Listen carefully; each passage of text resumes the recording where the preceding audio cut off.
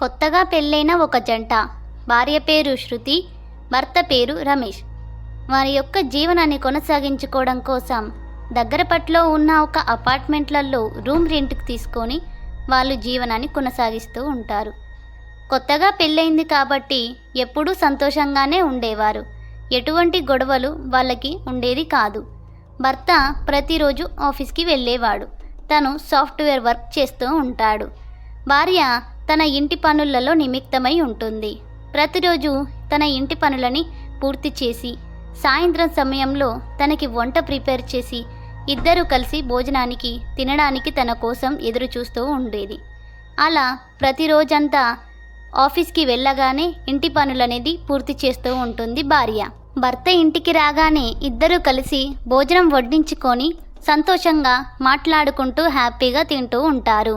Office పనులలో ఏం జరిగిందని, ఇంటి పనులు పూర్తి అయ్యాయా లేవా అని ఇద్దరు ఒకరి గురించి ఒకరు మాట్లాడుకుంటూ ఉంటారు. ఎటువంటి చింత లేని ఈ కుటుంబంలో ఒక భయంకరమైన బాధ వచ్చి పడుతుంది. భర్త ప్రతిరోజు ఆఫీస్ నుండి ఇంటికి వచ్చి భార్యతో భోజనం చేసిన తర్వాత ఫ్రెండ్స్తో మాట్లాడడానికని బయటికి వెళ్ళి ప్రతిరోజు 1 గంటకి ఇంటికి వచ్చేవాడు. భార్య అప్పట్లో సంతోషంగానే ఉండేది. ప్రతిరోజు ఆఫీస్కి ఇంటికి వచ్చిన తర్వాత తనతో సంతోషంగా పలకరించి ఇద్దరు కలిసి భోజనం చేసి సంతోషంగా ఉండేవాళ్ళు. కానీ భర్త ప్రతిరోజు ఇంటికి వచ్చిన తర్వాత తన ఫ్రెండ్స్తో మాట్లాడడానికని బయటికి వెళ్ళి ప్రతిరోజు 1 గంటకి ఇంటికి వచ్చేవాడు.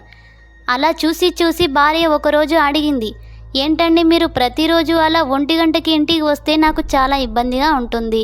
నేను ప్రతిరోజు రెస్ట్ తీసుకోకుండా మీకోసం ఎదురు చూడాల్సి వస్తుందని అంటుంది. భర్తకి ఎన్నిసార్లు చెప్పినా వినేవాడు కాదు. ఒకరోజు ఫెస్టివల్ టైం వస్తుందని హోమ్ క్లీనింగ్కి ముందుగానే రెడీ అయ్యి భర్తకి బాక్స్ పెట్టేసి ఇంటి పనులలో నిమిత్తమై ఇంటి పనులన్నీ పూర్తి చేసేసరికి చాలా అలసిపోయి ఉంది. మళ్ళీ సాయంత్రం వేళలో తనకి వంట చేయాలని మళ్ళీ ప్రిపేర్ చేయడానికి వంటగదిలోకి వెళ్ళి వంట చేసి వచ్చేసరికి ఇంకా చాలా అలసిపోయి ఉంది.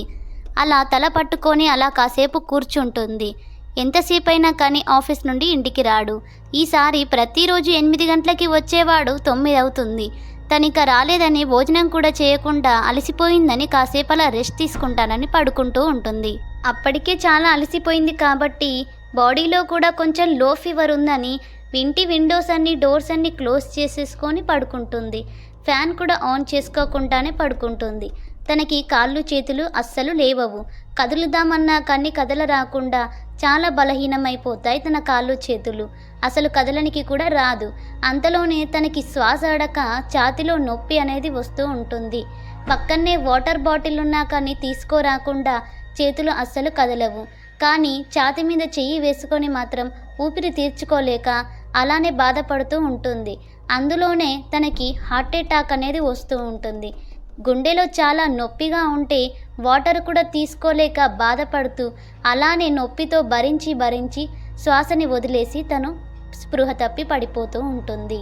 అప్పటికే ఆలస్యమైందని భర్త తన ఫ్రెండ్స్ తోటి మాట్లాడుకుంటా ఇక నేను ఇంటికి వెళ్తాను అని అనగా ఫ్రెండ్స్ అందరూ, అరే ఆగరాదురా, ఎందుకు ఇంటికి వెళ్ళి పడుకోవడమే కదా, కాసేపు అలా చెప్పు, ఈ జోక్ ఎలా ఉంది అనని ఇంకా ఫన్నీ జోక్స్ వేసుకుంటూ నవ్వుకుంటూ అక్కడే ఉండిపోతారు. అక్కడికి ఆలస్యం అయిపోతూ ఉంటుంది. తనని తొందరగా తీసుకెళ్ళిన హాస్పిటల్లో బతికేదేమో, కానీ అలానే ఆలస్యం చేస్తూ ఫ్రెండ్స్తో మాట్లాడుతూ టైంని వేస్ట్ చేసేశాడు. ఇంటికి వచ్చేసరికి 2 అవుతుంది. డోర్స్ అన్నీ క్లోజ్ చేసి ఉంటాయి. తను అలసిపోయి ఉంది కాబట్టి తలుపు గడియ కూడా సరిగ్గా పెట్టలేదు. తలుపుని త్రోయగానే అలా తలుపు వచ్చేసింది. ఇంట్లోకి వచ్చి చూసేసరికి భార్య పడుకొని ఉంటుంది. తనని లేపడానికి ప్రయత్నం చేస్తాడు, కానీ తను అస్సలు లేవదు. అసలు ఏమైంది అని తను ఆందోళన చెందుతూ ఉంటాడు. ఎంత పిలిచినా తను లేవదు. బాడీ చూస్తే చల్లగా ఉంటుంది. ఏమైంది, నా భార్యకి స్పృహ తప్పి పడిపోయిందా అని అక్కడే ఉన్న వాటర్ని తీసి తన ముఖాన చల్లినా కానీ తను అస్సలు లేవదు. తనకి శ్వాస వస్తుందా లేదా అని చాలా ఆందోళన చెంది చూస్తాడు. అలాగే 108కి కాల్ చేసి హాస్పిటల్కి తీసుకెళ్లాడని చాలా బాధపడుతూ ఉంటాడు. తనని హాస్పిటల్ తీసుకెళ్ళడానికి అంబులెన్స్కి కాల్ చేస్తాడు. హాస్పిటల్కి తీసుకొని వెళ్తాడు. అప్పుడే వారింటి చుట్టుపక్కల ఒక డాక్టర్ అమ్మ ఉండేది. తను ఇంటికి వచ్చి తన భార్యని చూడడానికని ఇంట్లోకి వచ్చి కూర్చొని టెస్ట్ చేస్తుంది. కానీ తన బాడీ అంతా చల్లారిపోయి శ్వాస కూడా ఆడకుండా ఉంటే ఆ డాక్టర్ అమ్మ చెప్పేస్తుంది, నీ భార్య చనిపోయింది. నీ భార్యకి పని ఒత్తిడి వల్ల ఎక్కువగా అలసిపోయి తన శ్వాస కూడా తీర్చుకోలేక హార్ట్అటాక్ వచ్చి తను చనిపోయిందనని తన భర్తతో చెప్తుంది. తన భర్త ఇక దిగాలుగా తన ముఖాన్ని పెట్టుకొని తన భార్యని దీనంగా అలా చూస్తూనే ఉంటాడు. అయ్యో, నేను ఎంత తప్పు చేశానే, ముందే వచ్చుంటే నా భార్యని నేను కాపాడుకునేవాణ్ణి కదా, అసలు నా భార్య గురించి నేను పట్టించుకోవడమే లేదు. నా భార్య నాకు ఎన్నోసార్లు చెప్పింది, ఇలా రాత్రి వేళల్లో కాకుండా మార్నింగ్ మాట్లాడుకోండి, కాల్స్లలో మాట్లాడుకోండి, దయచేసి 1 గంటకి ఇలా ఆలస్యంగా ఇంటికి రాకండి చాలాసార్లు చెప్పింది. కానీ నా భార్యని నేను పట్టించుకోలేకపోయాను, ఇది నేను చేసిన పెద్ద తప్పు అని చాలా కుమిలిపోతూ ఉంటాడు. నా భార్యకేమైంది, నా భార్యకి ఎలా ఉందనేది అస్సలు పట్టించుకునేటోనే కాదు. ఎప్పుడు చూడు ఫ్రెండ్స్తో మాట్లాడాలి, ఆఫీస్ గురించి చర్చ చేయాలి, ఆఫీస్లో బిజీగా ఉన్నాను, టెన్షన్గా ఉన్నాను అంటూ ఆలోచించడమే తప్ప ఎప్పుడు నా భార్య గురించి పట్టించుకునేది లేదు. ఈరోజు ఇంతగా అలసిపోయి ఈ విధంగా జరుగుతుందని నేను చాలా బాధపడుతున్నాను అని భర్త అనుకుంటాడు. అందుకే ప్రేమ ఉన్న చోట సమయం కూడా ఇవ్వాలి. ఇంటి వెలుపల మనసుకు ఆనందం దొరుకుతుందేమో కానీ ఇంటి లోపల మనస్సు మన కోసం ఎదురు చూస్తూ ఉంటుందని గ్రహించాలి. కొన్నిసార్లు ఆలస్యంగా రావడం కూడా ఎవరో జీవితాన్ని శాశ్వతంగా ఆలస్యంగా చేస్తుందని గ్రహించలేరు ఎవ్వరు. మీకు ఈ కథ కనుక ఇంట్రెస్టింగ్గా అనిపిస్తే మరిన్ని కొత్త కథల కోసం మా ఛానల్ని సబ్స్క్రైబ్ చేసుకోండి.